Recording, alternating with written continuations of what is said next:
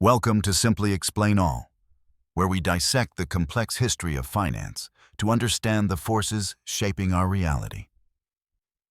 Today we tell the tale of two different worlds, exploring the financial collapse through the eyes of Michael and Sarah. The year is 2007, and the American economy looks like a lush, thriving forest of endless opportunity. For people like Sarah, the American dream was finally within reach, offered on a silver platter by smiling bank officers. But beneath the surface of this vibrant economic forest, a dangerous rot was spreading, unseen by the average, hopeful citizen. Only a few outsiders like Michael were looking at the raw data, noticing the cracks in the foundation of the market. Banks were handing out money to anyone with a pulse, requiring no savings and absolutely no proof of steady income. Sarah believed she had made it, securing a beautiful home for her family, trusting the system would keep her safe. Housing prices were climbing to the stratosphere, convincing everyone that real estate was an investment that could never go down. Michael saw the truth in the numbers, realizing that these loans were toxic assets disguised as stable, secure financial investments. The banks took these risky loans and packaged them into bundles, hiding the danger inside attractive wrappers sold to investors. Investors around the world bought these baskets of debt, believing they were purchasing the safest assets available in the market. The rating agencies, who were supposed to be the referees, simply stamped everything with the highest grade to make profits.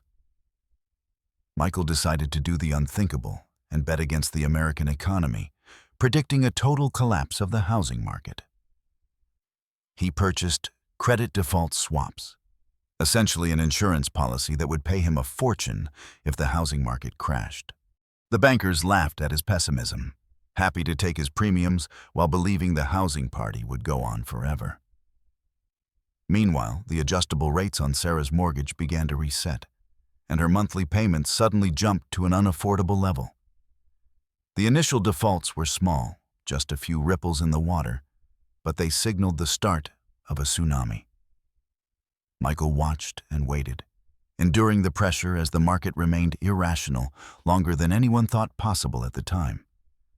The banks were already becoming overwhelmed with thousands of callers in the same situation. The toxic assets inside the bonds began to fail, and the value of these investments started to crumble into dust. Panic began to spread through Wall Street as major financial institutions realized they were holding billions in worthless bad debt. Michael saw the signs of the crash he predicted, knowing that his victory would mean the suffering of millions of people. For sale signs began to multiply like weeds in Sarah's neighborhood, as families realized they could no longer afford their homes. The entire financial system began to seize up, as trust evaporated and banks stopped lending money to each other overnight. Giants of the banking world began to fall, leaving thousands of employees jobless and sending shockwaves through the entire global economy. Michael cashed out his positions at the peak of the crisis, securing wealth that would last his family for many generations. Sarah lost her battle to keep the house, forced to pack up her life and move back in with her parents. While Michael drove away into a secure future, Sarah faced the uncertainty of starting over with a damaged credit score.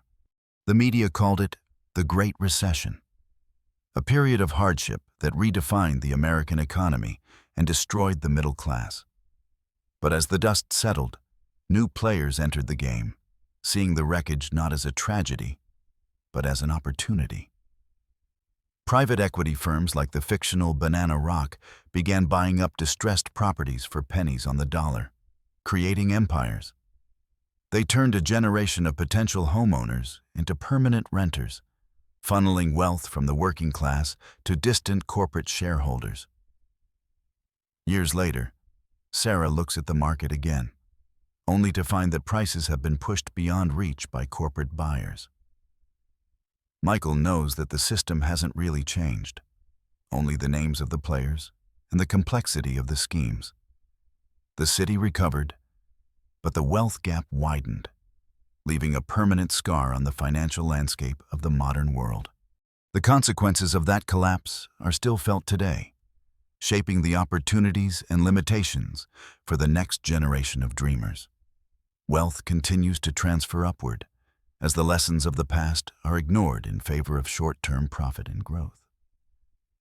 Some say the next bubble is already inflating, waiting for the right pinprick to burst it all over again. Yet people like Sarah continue to work hard, adapting to a rigged game with resilience, hope, and determination for their families. The story of the financial crisis is a reminder that the economy is not a force of nature, but a design. We must understand these mechanisms to protect ourselves, to navigate the forest without getting lost in the shadows of debt. Knowledge is the only shield we have against the complexities of a financial world that prioritizes profit over people's well-being. And while money defines the market, it is community and resilience that define the true richness of the human experience. Let us look back one more time at the specific mechanics that allowed this disaster to happen in the first place. The collateralized debt obligation was a tower built on sand, mixing good loans with bad ones to fool the investors. When the bottom layer of subprime borrowers couldn't pay, the structural integrity of the entire financial tower was instantly compromised. Hubris blinded the leaders of the industry, who believed their mathematical models had eliminated the possibility of a market downturn. Michael argued that the models were flawed because they assumed house prices would always rise, a historical impossibility in economics. When the crash finally hit, the government stepped in to save the banks, using taxpayer money to patch the holes. This sparked outrage across the nation, as regular people felt they were paying for the mistakes of the wealthy elite. Even the winners of this game felt the hollow victory, knowing their success was built on the ashes of the economy. Neighborhoods that were once full of life turned into ghost towns, monuments to the failure of unchecked greed and speculation. Development projects were abandoned and demolished, erasing billions of dollars of capital that could have been used for good. The job market tightened, making it incredibly difficult for people like Sarah to find work and get back on their feet. Unemployment soared, leaving millions without the income needed to pay their debts, creating a vicious cycle of economic decline. Political debates raged on about regulation and responsibility, but for the average person, the damage was already done and irreversible. The crisis wasn't just numbers on a screen. It was real people losing their dignity, their security, and their future. The hidden homeless population grew, as families who once had middle-class lives found themselves with nowhere left to go. Global capital flooded into the U.S. market to scavenge the remains, buying up infrastructure and real estate at fire sale prices. Sarah took whatever job she could find, working long hours for low pay just to keep food on the table. Voices of caution were silenced quickly as the market began to recover, because optimism sells better than warnings of doom. Slowly, the markets began to heal, fueled by low interest rates and massive injections of cash from the central bank. But the recovery was uneven. While Wall Street celebrated record highs, Main Street continued to struggle for many years. Out of this distrust, new forms of finance like cryptocurrency were born, promising a system free from centralized banking control. Resilience became the defining trait of the generation that survived the crash, as they adapted to a new economic reality. Michael started over too, vowing to invest with a conscience, looking for value that actually contributed to society's progress. New laws were passed to prevent history from repeating itself. But loopholes remained for those clever enough to find them. Over time, the memory of the pain faded, and the pressure to deregulate and unleash the markets began to return. Housing prices started their climb again, outpacing wages and making homeownership difficult for the average worker once more. It took a decade, but Sarah finally saved enough for a modest apartment. proving that recovery is possible with perseverance. Michael watches the new generation of investors trading on apps, worrying that they treat the market like a casino. New bubbles have emerged in student loans and consumer credit, potential triggers for the next major economic correction. Algorithms now control the majority of trades, reacting in milliseconds and potentially creating flash crashes beyond human control. Our world is more interconnected than ever, meaning a crisis in one corner can instantly infect the entire global system. The winners and losers of the economy walk the same streets, their lives intertwined by forces they often cannot see. True economic health comes from planting seeds for the future, not from harvesting crops that haven't yet had time to grow. Capital is now slowly shifting towards sustainability, realizing that there is no profit to be made on a dying planet. Financial literacy is the greatest gift Sarah can give her child, arming them against the predatory tactics of the industry. Michael dedicates his time to education, hoping that understanding the past will help us build a more stable future. We must all become detectives of our own finances, questioning offers that seem too good to be true. The era of easy money and quantitative easing has created distortions that we are only just beginning to understand today. Inflation acts as a hidden tax, silently eroding the purchasing power of savings that people worked so hard to accumulate. The dream of homeownership is slipping away for many, requiring new solutions and perhaps a rethinking of the American dream. New models of living and ownership are emerging as society adapts to the constraints imposed by the modern financial landscape. The center of economic gravity is shifting globally, bringing new opportunities but also new geopolitical risks to the table. Sarah has found peace, realizing that while the economy dictates prices, it does not have to dictate her happiness. Markets will always swing between fear and greed. It is the nature of human psychology amplified by money. But we must remain vigilant, for the giants like Banana Rock are always waiting for the next moment of weakness. As corporations become landlords, the character of our communities changes, becoming more efficient but perhaps less human.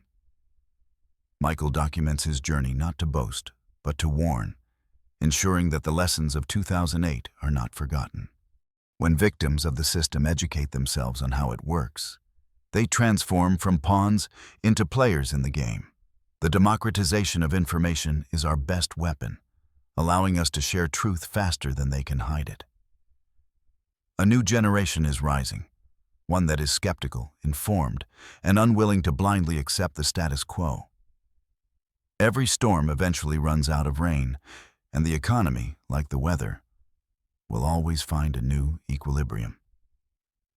Michael and Sarah, though worlds apart, both look towards the future with a mix of caution and hopeful expectation. Preparation is key. By building savings and reducing debt, we can build our own personal shelters against economic storms. Security is not given to us by banks or governments. It is something we must actively build for ourselves. Investments should be like planting trees, focusing on long-term growth and stability rather than quick, risky speculative gains. As we pull back, we see that the economy is just one part of a much larger, complex human ecosystem. When the gears of the system are oiled with transparency and honesty, the machine works for the benefit of everyone. But corruption and bad debt are the grit that grinds the gears to a halt, causing catastrophic failure. We need people like Michael to spot the grit, and people like Sarah to demand that the machine be fixed. Your vote and your voice are powerful tools in shaping the regulations that govern how our financial world operates. Together, informed citizens can form a bulwark against the excesses of greed, demanding a fairer system for all. Let us strive to build an economic forest that is diverse, resilient, and rooted in the solid ground of reality. Transparency is the sunlight that disinfects the dark corners of the market, allowing trust to grow once again. Even a cynic like Michael hopes for a day when he won't have to bet against the world to win. And Sarah works for the day when her children can achieve their dreams without the fear of losing everything overnight. From the bubble to the burst, from the despair to the recovery, we have traveled through the cycle of crisis. The question remains, when the next storm comes, and it surely will you be ready to weather it? The next chapter of financial history is being written right now, by the choices we make every single day. Thank you for joining Michael and Sarah on this journey through the complex landscape of the global financial system. This has been a production of Simply Explain All, dedicated to making the complex simple and the invisible visible. If you found value in this story, please like this video and share it to help others understand these truths. Check out our other videos to dive deeper into the mysteries of economics, history, and the world around us. We appreciate your time and curiosity, and we promise to keep bringing you high-quality explanations of the world's systems. Knowledge is power, but only if it is shared, understood, and applied to make our lives and society better. Stay curious, stay skeptical, and never stop asking questions about where your money goes and who controls it. Thank you for watching Simply Explain All. Subscribe now to uncover more truths about the economy that shapes our lives.